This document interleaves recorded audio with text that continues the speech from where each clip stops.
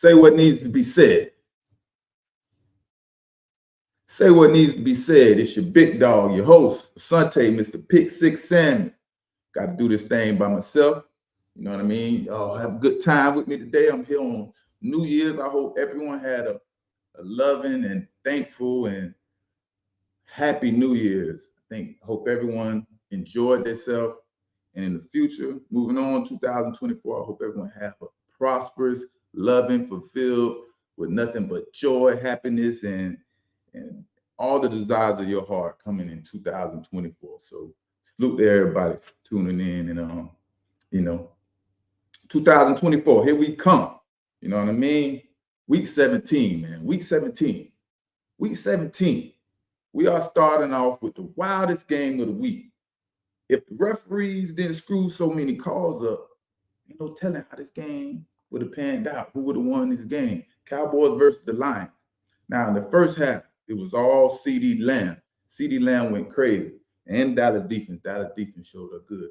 But the pressure of the front seven from Dallas made life hard for the Lions offense and Jared Goff. That first half would have been a totally different first half if linebacker Derek Barnes makes the sack for a potential safety.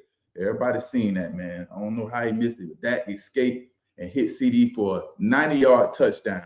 Amazing play. And that was a crucial change of events that played a huge part in the momentum for Dallas, right? But I think Dallas defense is better than Detroit's defense overall, with Dallas secondary being the defense.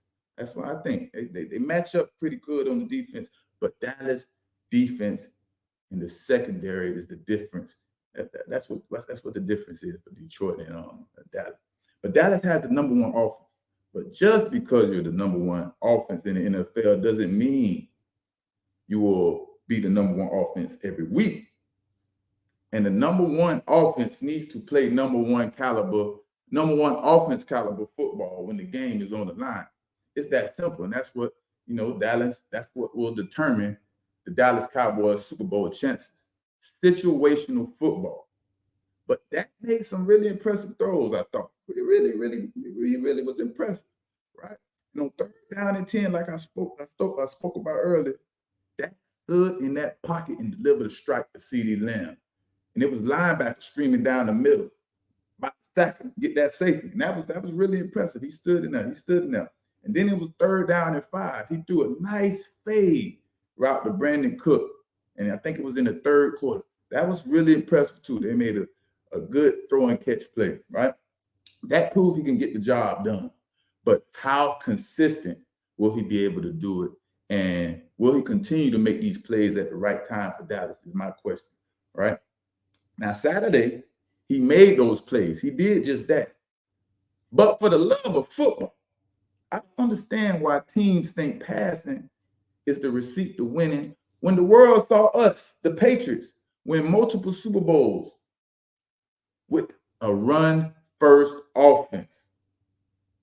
Why do people think passing the ball in the NFL is the key to success? I just don't understand that, right? Now, for Dallas, towards the end of the game is on the line. Why was the defense playing so soft on the last drive? Why? Anybody tell me, why was the defense playing so soft? When your team has lead, I'm telling you as a corner, you can play soft after the kickoff up to the round of 40 to 50. Then it's time to tighten up. You can't continue to just play soft. You got to end up making a play, or they're going to come down and score, right? Dallas secondary never tightened up. They failed at playing good situational football on defense at the end of the game, towards the end of the game. Everybody saw it. They had a chance to end the game without it being questioned, right? Now, for the Lions offense needs to clean up their red zone mistakes, or maybe just call better calls in the red zone. On the last red zone attempt for Detroit, the offense ran 2 out routes in the same series of downs. Now, one was successful, and the other was incomplete on third down. And ironically, an out route cost them the game, with it being intercepted by safety Donovan Wilson. But the last series, with no timeouts, Jared Goff made the plays to win the game.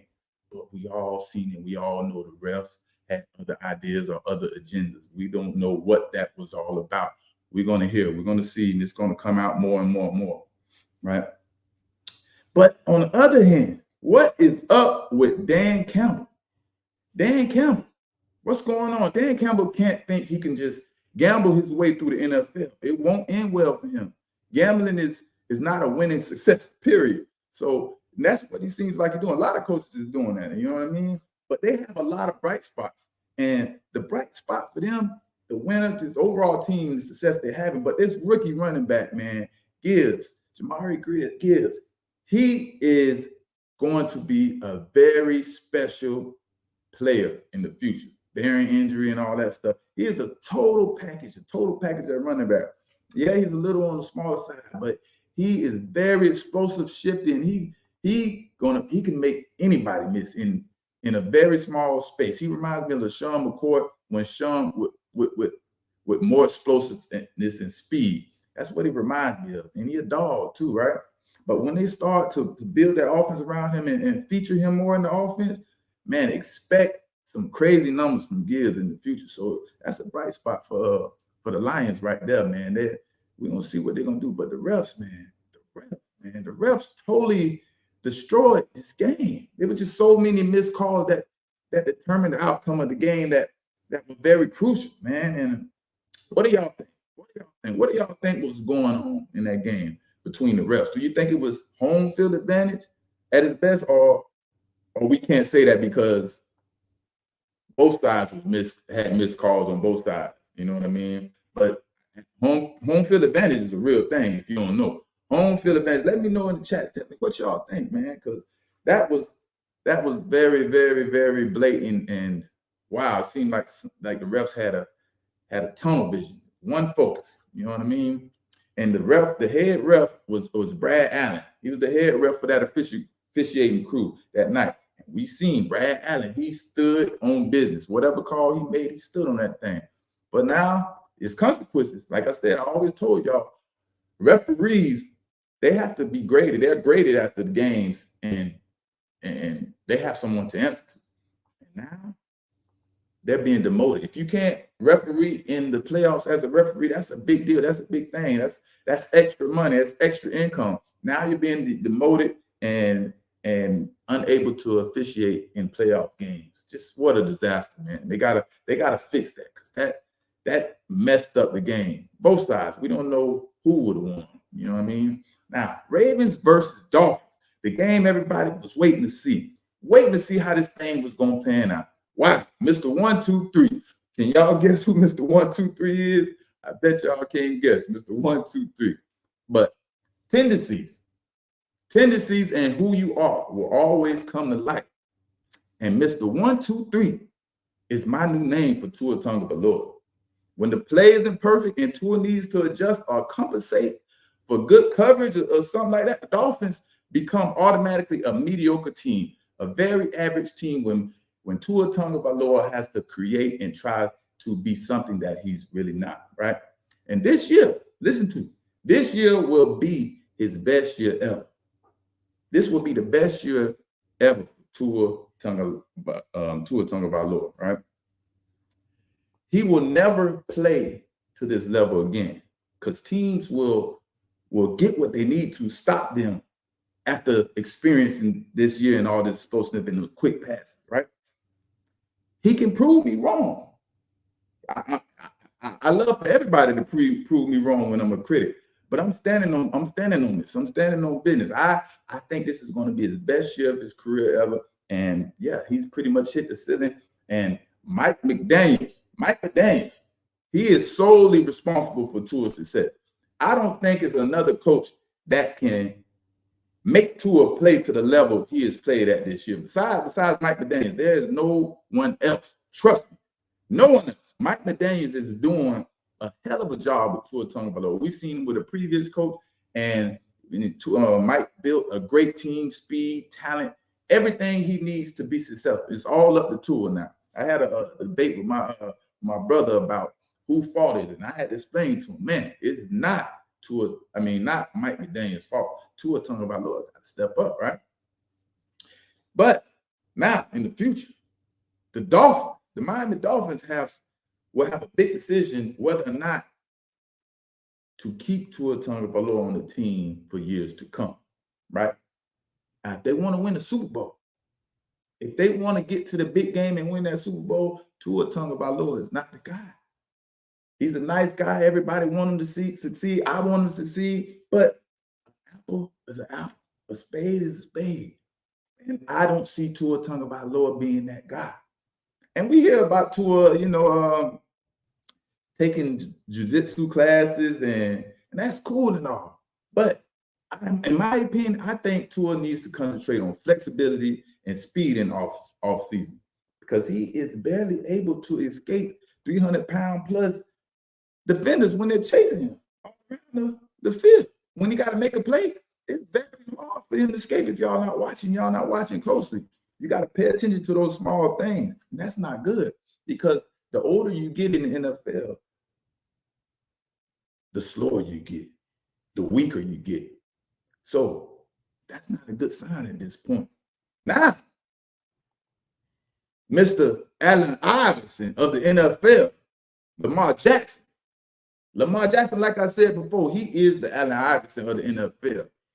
And sometimes he is just unstoppable, and that's most of the time. Now, Richard Sherman, step to the front of the table.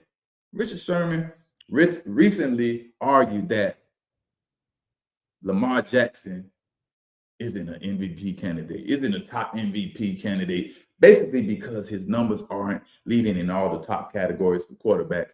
And the defense is the difference maker in both Baltimore. I think he said Lamar Jackson will be the first MVP quarterback with less than 30 touchdowns passed, right? I totally disagree with his entire debate. It's no doubt that Lamar Jackson is the MVP, regardless if his numbers are not in the top categories. People are trying to water down accolades and forget what these accolades are actually meant for. The most valuable player is the most important player on the best team, on one of the best teams in the NFL. And Lamar Jackson has proven that, blatantly proved that. I mean, he beat the mess out of Dolphins. He beat the mess out of the 49ers. What do you want him to do? He's trying to control the narrative and say the defense is the cause of all that. No, it is Mr. Allen Iverson. Lamar Jackson is getting it done. He is dynamic. He is awesome, right? Now, if Richard Sherman, he can't see that and understand that Lamar Jackson is an MVP because his numbers aren't considered elite, I guess is what he's saying. Richard, you are reaching, my brother. This is a big reach. I understand you saying the numbers, but it ain't about numbers. It's about winning and losing for the quarterback. You got to understand that. He's leading his team. He's making dynamic plays. I don't understand. This is kind of like that Cam Newton debate. You understand what I'm saying? Right? But that's why you hear me preach about greatness, because man will destroy anything. It seems like greatness is being challenged right now. And I don't like that, because greatness needs to be held to the highest standard. People, you don't just throw greatness around like that, man. And accolades and try to discredit people when it's right there blatantly in our face, right? So, shout out to Lamar Jackson, man, South Florida kid doing this thing, man. Oh, man, he is dynamic. He's being himself. He's doing it his way, man. That's how we are. We built different down here, man. So salute to the South Florida young man. Now let's go to the Chiefs versus Bengals. Y'all ain't seen, if y'all haven't been following me, you should know what's going on with the Chiefs. You should know. But Andy Reid, let me tell you, I haven't seen a coach with a better 15-play script to start the game than Andy Reid, right? But like I said, inconsistency and bad football, meaning on the defense, meaning missed plays results in big plays, mistakes, bad communication. That's the problem on defense. They played well, but they can't afford these big plays moving forward in Kansas City, right? That will be the downfall of the Kansas City Chiefs, right? Defense made a real nice stop, a real nice stance on fourth down, right? That was good. That was really, really impressive. But too many big plays, right? Too many big plays. and pitching a shutout in the second half was really good. But let's be honest, the team that they were playing didn't have their starting quarterback. And they're the 31st ranked team defense in the NFL. So, I mean, they got the win, they clinched the division, but they got to improve on these mistakes, or it's going to cost them in the playoffs. You expecting Kansas City to go to the playoffs and succeed and potentially go to the Super Bowl? They have to get better. If they don't get better, man, these things will catch up with them. Now, Eagles versus Cardinals. Wow. What has happened to the Philadelphia Eagles, right? And it's simple. What has happened to the Philadelphia Eagles? It's time to reinvent the wheel. The Nick Sirianni's magic with the Eagles no longer exists. Their identity is no longer what we known it to be. So who are they? They got to recreate this identity, whether it's going to be physical football, whether it's going to be Jalen Hurts passing the ball, running the ball. Let's recreate this identity and get it going, right? Who are we?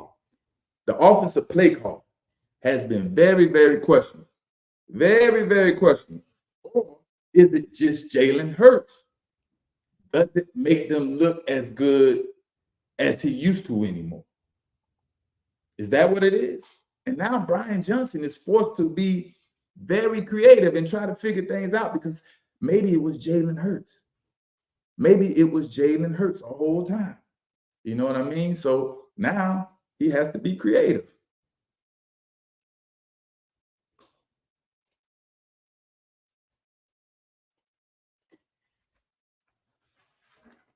Testing. Y'all hear me tight? Yeah, y'all hear me. Everybody hear me? We good?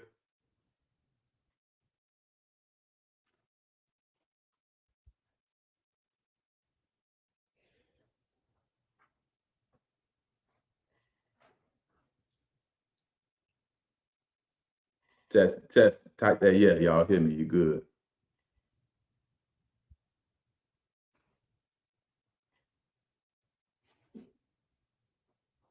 One second.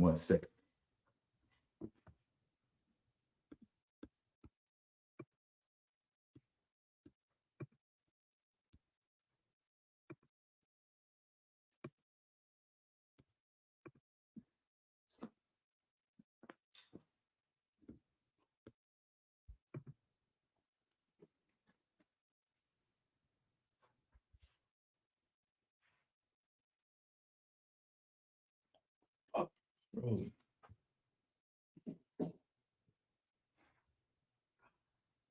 Stop.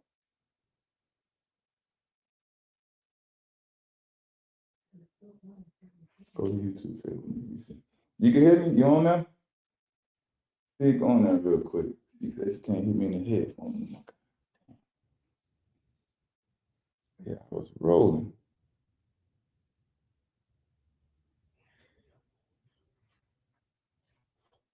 Yeah, pause. Go back a little bit, see if you hear me.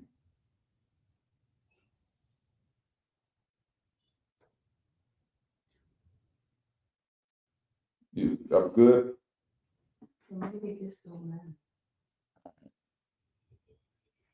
Yeah, I did the setting, but you just can't hear me in the headphone. All right. Let me get back to rolling. All right.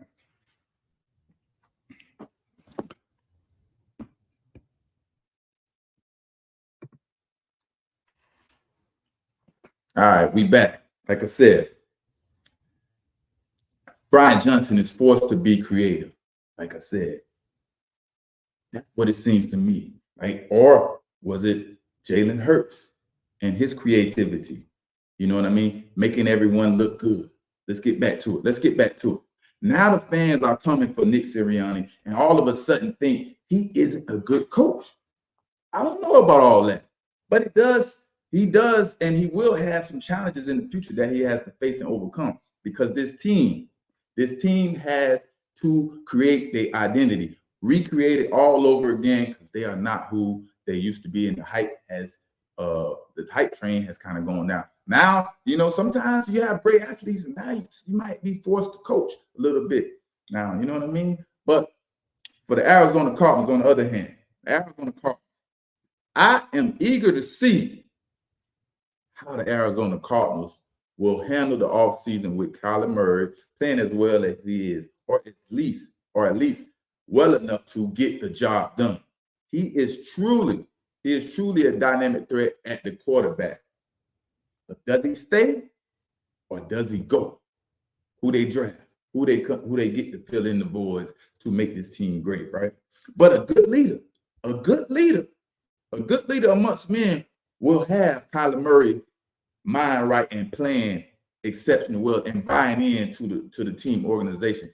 Unlike ex-head coach Cliff Kingsbury, my ex-teammate for the Patriots, you know what I mean? That was the person who drafted him and brought him to the Cardinals. And that relationship, you know, they said things about his attitude. But like I said, a good leader amongst men. The relationship with head coach John Gannon and Kyler Murray seems to be panning out well. So this could be a great relationship with things to come in the future, right? Now I'm eager to see this coming draft. And this coming draft can really make the Cardinals a contender next year. If they pick the right if they pick the right players and put the right pieces in the right places, man, that team can be very, very, very good, you know, coming up. Because Kyler Murray is very dynamic. He's a very dynamic player. You know what I mean? Now, 49ers versus the Commanders. 49ers versus the Commanders. I like the fact that Brock Purdy showed us he could bounce back and get back on track after a crazy loss.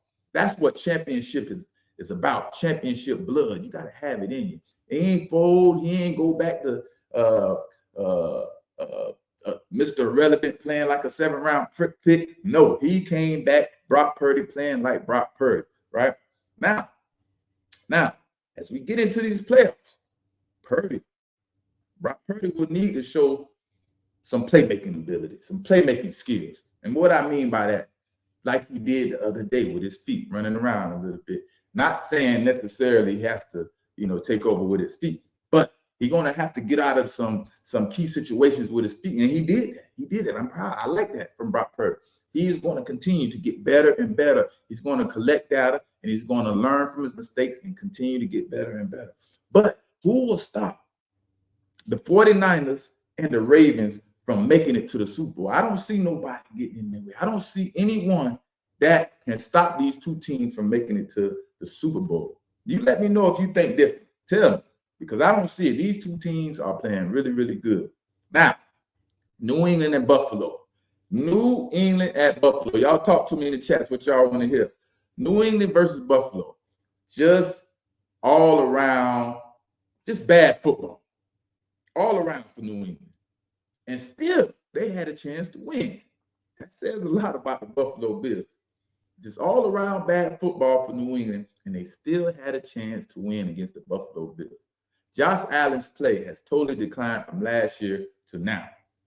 No matter who the offensive coordinator is, if it's not Brian Daboll, Josh Allen will not be who he used to be. For some reason, I don't know what it is. He seemed like he adapted to Brian Daboll, and he can't adapt to anyone else, right? But Brian Daboll is the head coach for the Giants, and he ain't going nowhere, right? So he might never get back to being the same. Now, Belichick. Will Belichick be the head coach for the Patriots next year is the big question that's been going on. And will Mr. Kraft be a part of decision-making if Belichick stays? When we got reports, and we're hearing reports of potential successors that can take over after he leaves, and they're talking about, you know, potentially Mayo, who's there right now, linebacker coach or defensive coordinator, and now a new name that's coming up, Josh Allen. Wow. What do you think about that? Josh Allen. Josh Allen may possibly be Belichick's successor for New England. What do y'all think about that? Nah, man. Nah. He needs to be and remain an offensive coordinator. Nothing more and nothing less. Josh McDaniels needs to remain an offensive coordinator, nothing more and nothing less. That's where his talent lies. That's where he's talented at. He has shown he's not a leader amongst men. Josh McDaniels can't get that done. Keep him at offensive coordinator, guide and groom him, let him find him another Brady, and Don't have him leading men. Have him over the offense, and he will be great. He's shown that. Now, if you do bring him back, Mr. Kraft, you will be bringing back the same energy as Bill Belichick. And that's a bad idea. You have to change that energy, man. That's gone. All that is long gone. It's over with. But the whole funny part, the funny part about this whole thing in the AFC East with the Buffalo Bills is they still have a chance to win. They still have a chance to win a division. And while the Miami Dolphins look like a Super Bowl favorite early in the year, Buffalo Bills still have a chance to win the division right now. That's crazy. Boy, how time changes things. But I think the Buffalo Bills will win next week and beat the Miami Dolphins. And Tua will struggle again. I think he will struggle again. I'm telling you, when you have to play against competition, they know how to prepare for them and take away that speed and be physical. Tua will struggle again. But Buffalo and Josh Allen are not where they should be as far as progressing over the years and up to this point. They continue to digress and decline. Yeah, that's what's happening with them. Yeah, they're definitely trending down. Barely beaten Bailey Zappi after he threw 3 interceptions. Bailey Zappi in New England Patriots, you barely beaten him after throwing 3 interceptions. Buffalo Bills will need more production from the offense moving forward if they want to do something in these playoffs. They need that Superman Josh Allen to wake up. We thought he didn't need to be Superman early in the year, but he has to be Superman at this point right now if the Buffalo Bills want to do anything. Now, on some other news, did y'all see or hear about David Tepper, the owner of the Carolina Panthers, with his, in my Ryan Clark voice? Did y'all hear about that? The David Tepper situation? Man, what you say? Bill would not get fired. Vegan barber. Oh, man, here he go, Belichick. Well, David Tepper, man, in my Ryan Clark voice, what is up with these owners and coaches behaving like they're thugs? Did y'all see that owner from Carolina throwing his drink on a fan? This is crazy. Like his money owns everybody. These owners and these people with the power, they're crazy. What is going on? Just wow, he threw it. It's crazy. He threw his drink on a fan from his suite. I don't know if they was having an argument, they was debating over the game or whatever. And this guy is about to ruin a franchise.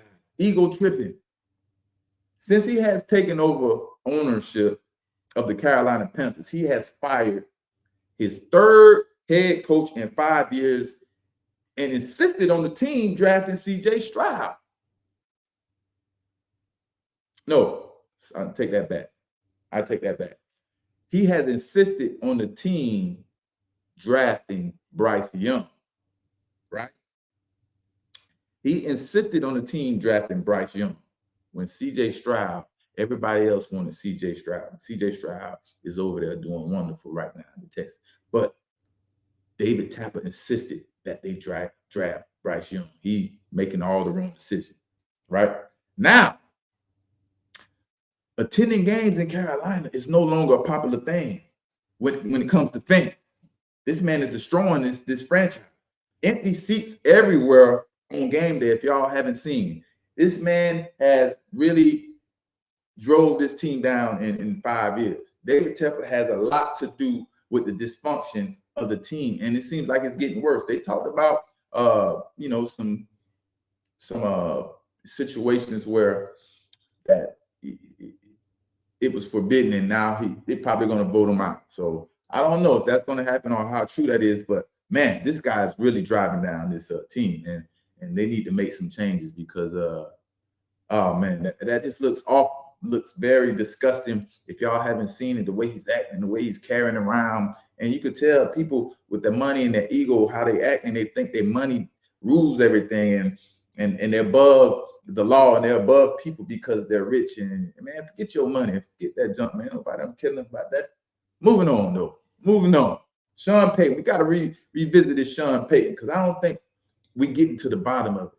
You know what I mean? I seen everybody want to jump on and tag along, finally say something and get there and get to the seriousness of it. But the real question is Sean Payton abusing his power?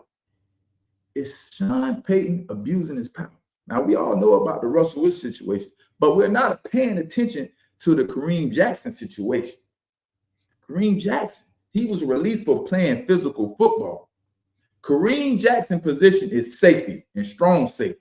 In order to play this position at a high level or even be successful at this position, it takes a smaller, athletic individual that isn't scared to put his body in the most vulnerable situations without thinking twice. And they're going to have to hit bigger players, stronger, faster players than themselves. That's why the safety, the position is called safety. And that's exactly what Kareem Jackson did for the Denver Broncos.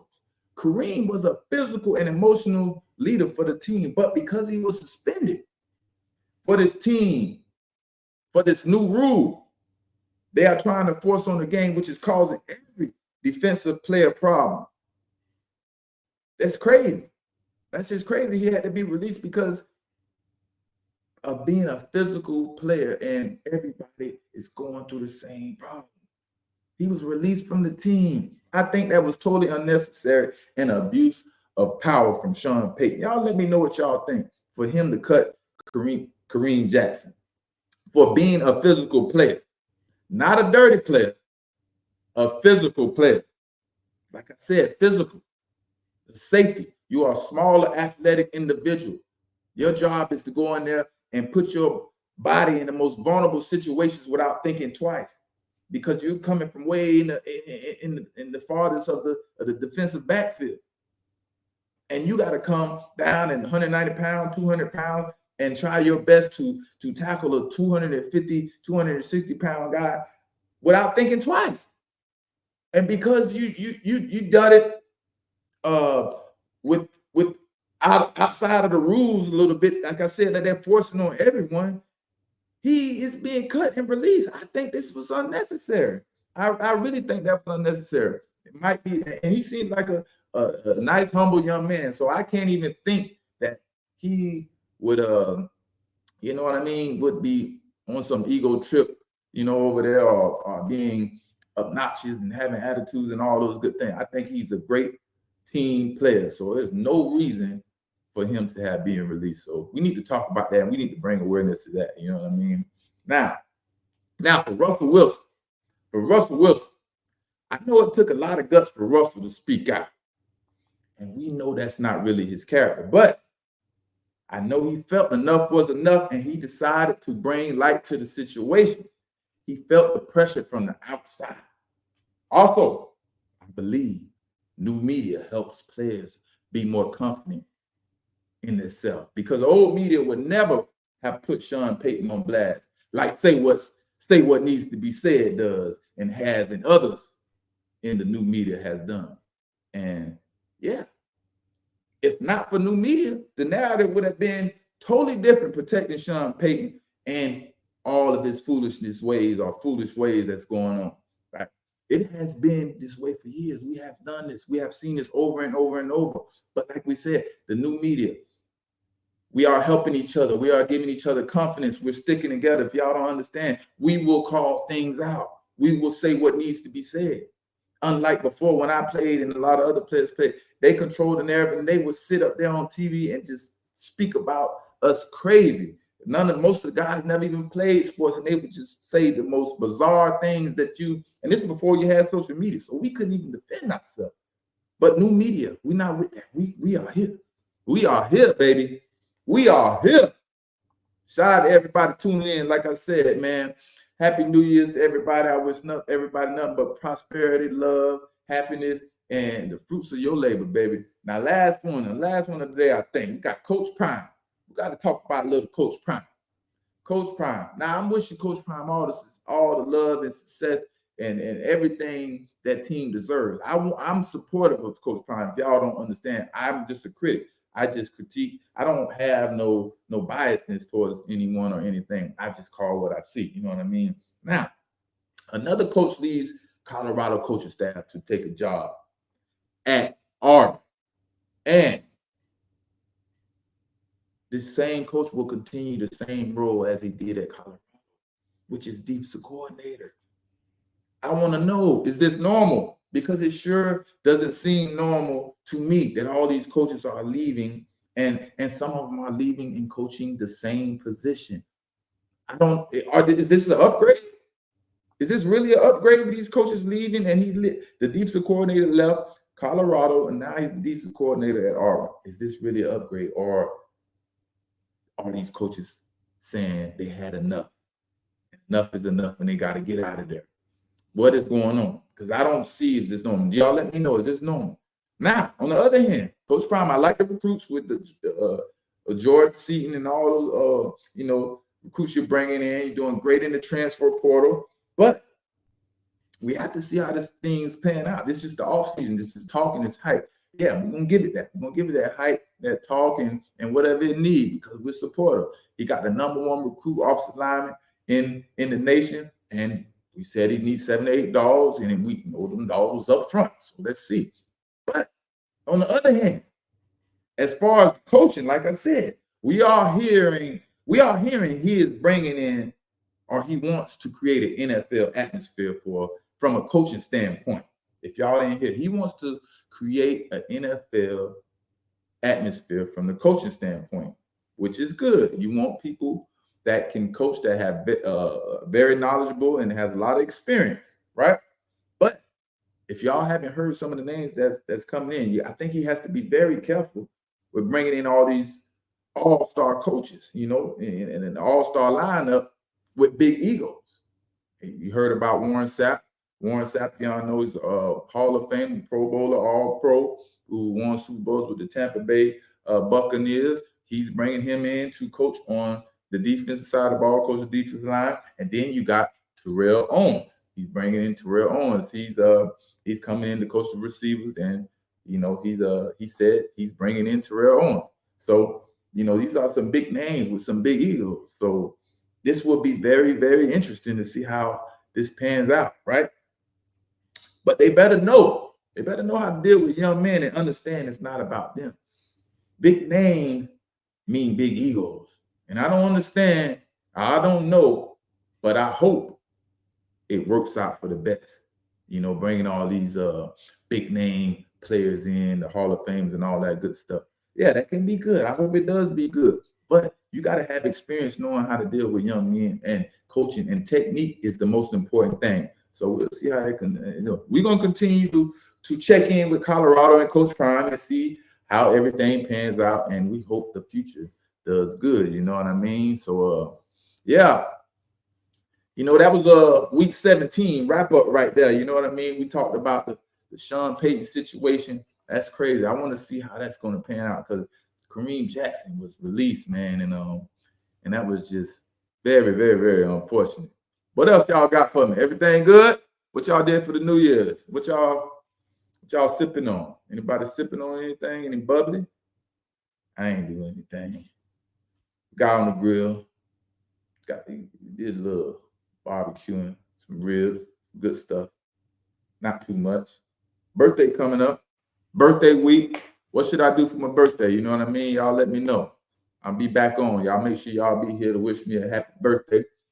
January 6th, the birthday. Make sure y'all tune in. It's going to be what day my birthday fall on? I think my birthday fall on a Saturday. So, yeah, maybe I could go on Friday night about 12. Y'all could wish me a happy birthday. You know what I mean? But salute to everybody. Once again, happy New Year's, man. I hope everyone have a loving and prosperous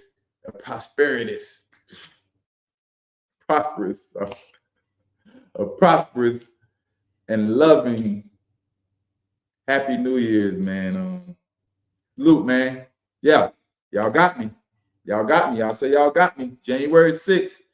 Tune in. Salute y'all. Till next time, I'm out.